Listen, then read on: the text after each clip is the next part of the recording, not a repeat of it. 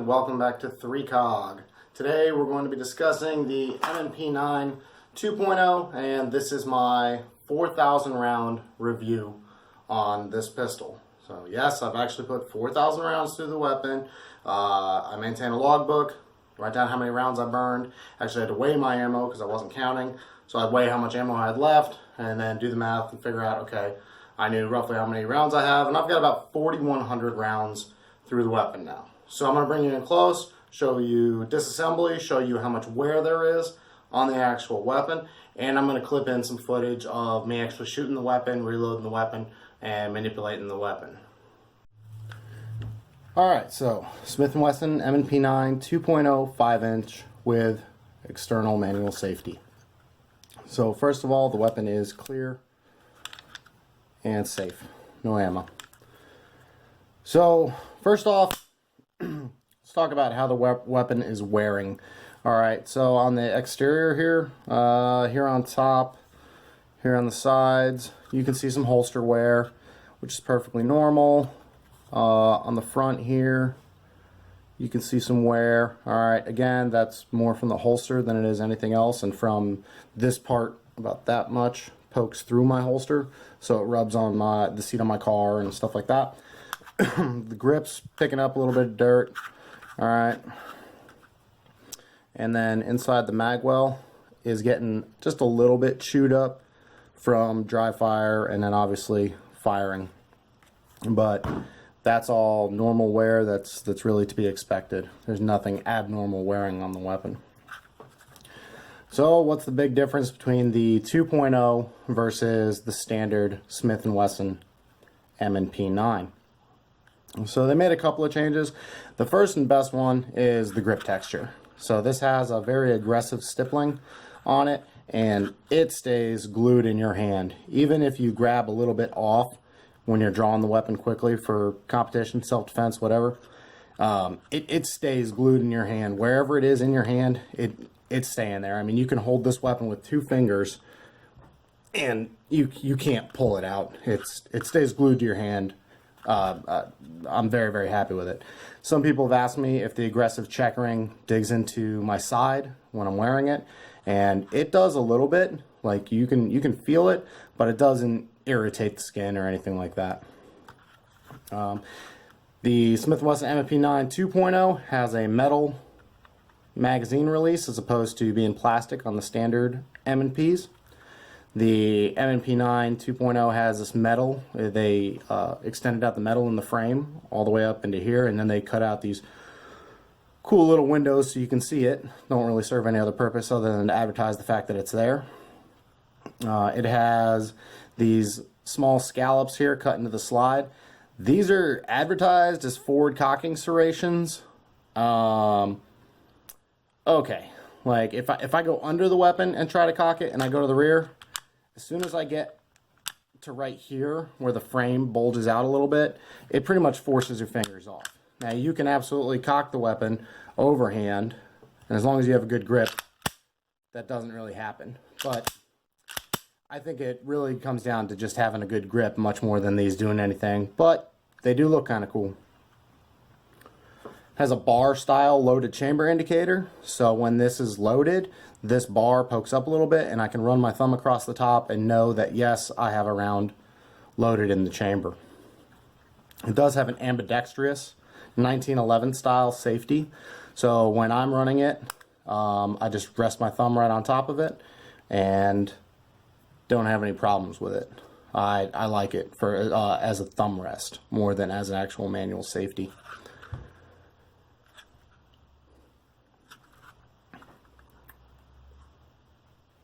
That's really about it for the outside differences. Note that just like other M&Ps and like a lot of other guns now, it does have interchangeable backstraps. To remove this one, all you do is rotate this little lanyard piece here 90 degrees, pull it out, and then the backstrap slides right off. And I run the medium. I have pretty large hands, but I run the medium because it allows me to reach all the other controls on the weapon more easily. So disassembly, just like every other one, verify the weapon is clear. Yep, weapon's still clear. Lock the slide to the rear. Slide lock to the rear. Rotate your takedown lever down. Takedown levers down, and let you slide forward.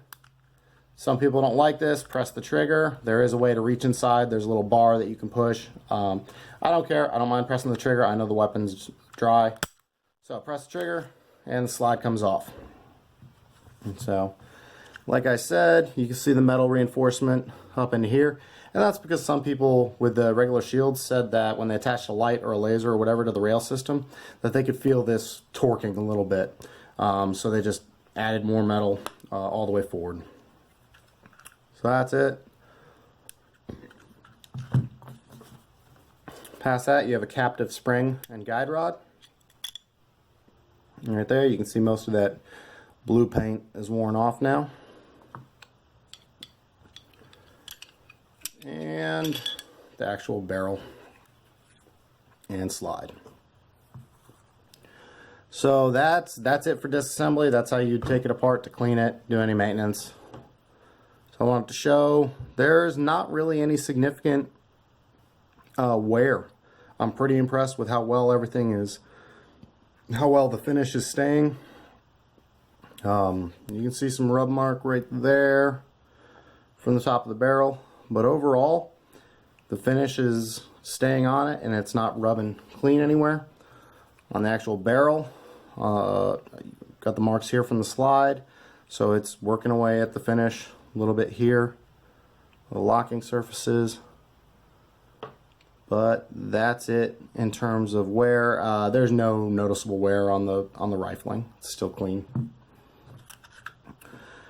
Then here on the actual frame rails, you can see there's wear here, some wear back here. But that's it. That's not too bad for 4,000 rounds. I'm pretty happy with it. So that's how you take it apart. That's really all there is to it. Reassembly is just the opposite. Take my slide, insert my barrel, spring and guide rod go in, down, frame goes on. Lock the slide to the rear, rotate your takedown lever, let your slide go forward, and that's it. And then function check. So verify the weapon's clear and safe. It is. Place the weapon on fire, attempt to fire, doesn't fire. Put the weapon on fire. Trigger breaks just like it's supposed to. Cock it, ease the trigger out. There's my reset. That's another huge improvement that the 2.0 has over the Shield, is that tactile and audible reset. You can feel it and you can hear it. Press the trigger again. Brakes just like it's supposed to. Rack it again. Put the weapon on safe. Attempt to fire. Does not fire. So then I know it's good to go. So overall, I've been extremely happy with the weapon. You know, 4,000, almost 4,100 rounds now. It has not failed on me once. So one time, my oldest daughter limp wristed it into a malfunction, but you can do that with pretty much any gun. But for me, I have not had a single issue with it. Given the volume that I shoot, I'm not buying the most expensive 9mm ammo that I can run.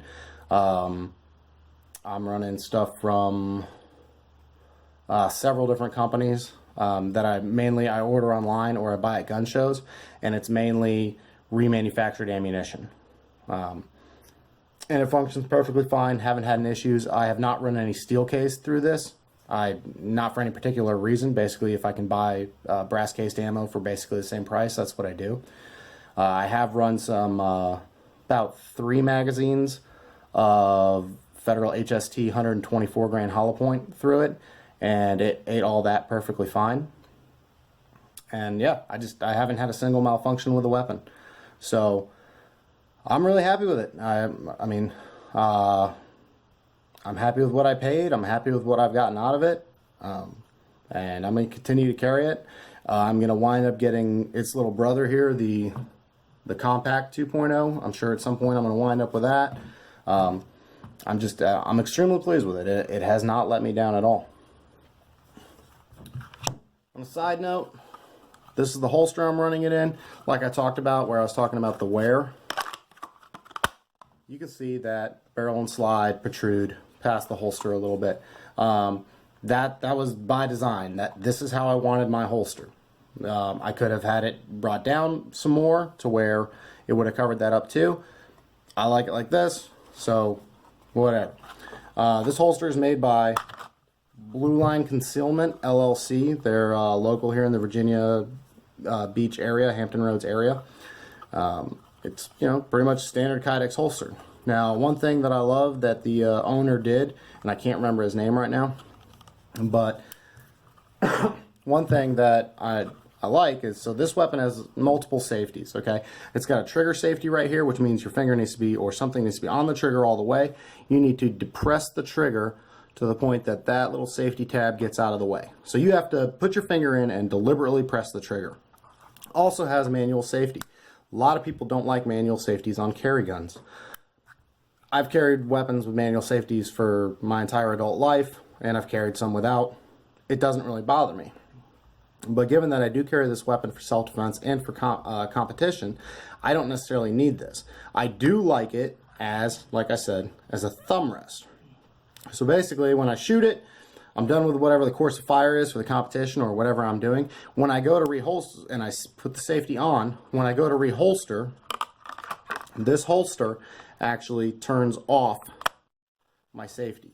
So that safety just got bumped down into the fire position. So that way when I draw it, if it's for competition or for self-defense, I don't have to think about manipulating the safety. All I need to do is grab, draw just like I normally would. My thumb rests on top of the safety where it always is. Get my good firing grip and run the weapon. So definite shout out to Blue Line Concealment LLC. I'm very happy with the work he did on this one, and I'm sure I will have more holsters made by him. Sights on the weapon. The sights on this weapon are your standard 3-dot configuration. I can show you that. My rear sight right now is dirty, and that's actually on purpose.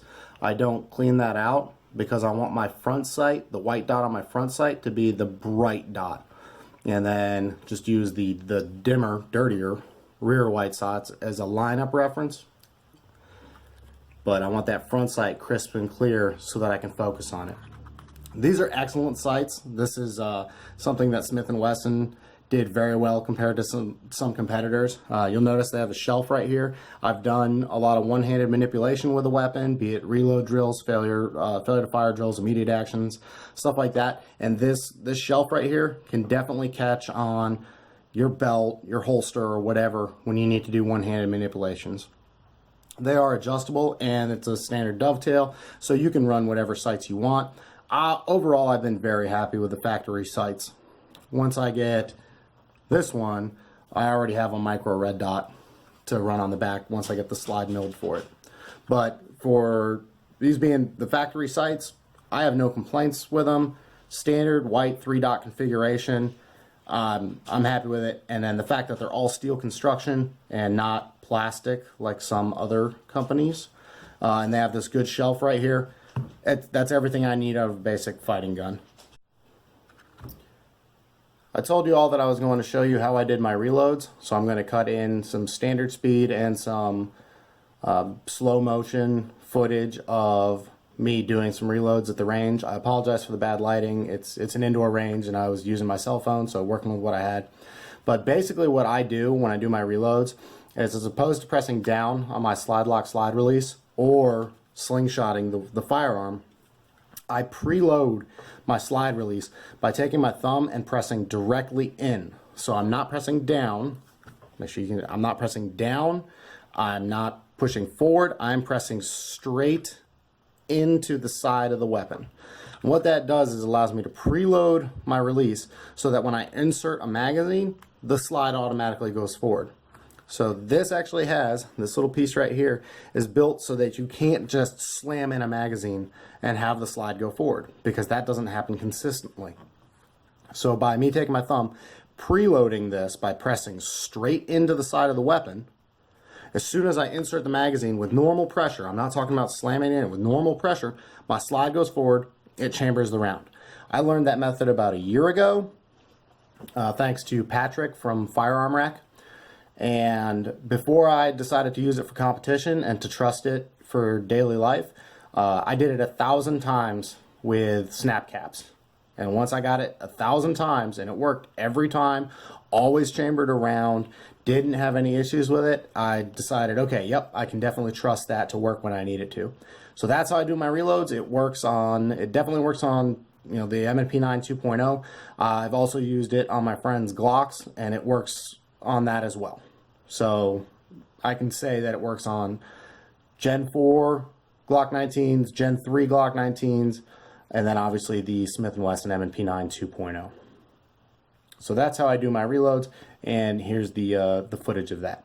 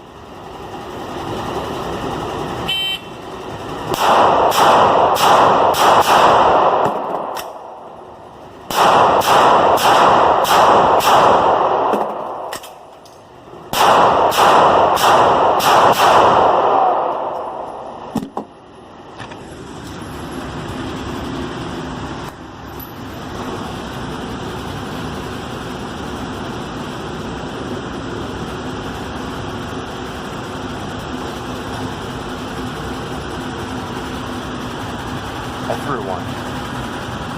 I'll haze myself later. Alright, so in summary, I love the Smith & Wesson MP9 2.0. I think it's a great gun. I carry it almost daily. Ran it in competitions. Have another competition coming up this Saturday. The weapon has absolutely exceeded my expectations.